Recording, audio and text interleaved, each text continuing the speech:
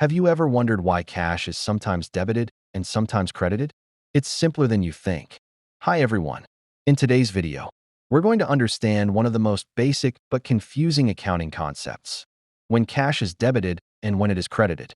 If you are a beginner in accounting, business, or finance, this simple rule can clear 50% of your confusion. Before we go deeper, let's quickly connect this with modern technology. Today, AI, which means artificial intelligence, or smart computer systems that analyze data, is used in banks and finance apps to automatically record transactions.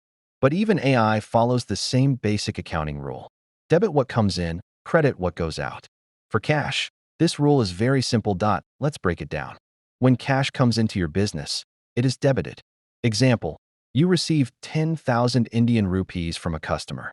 Cash increases, so you debit cash. When cash goes out, it is credited. Example: you pay 3,000 Indian rupees for rent. Cash decreases, so you credit cash. Now let's see modern examples. Banking.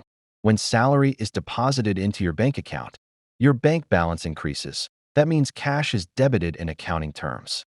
Crypto. If you buy Bitcoin using cash, your cash decreases, so cash is credited. When you send money through UPI, your cash balance reduces. That's a credit to cash. AI systems will handle more financial records automatically. But understanding this basic rule is powerful.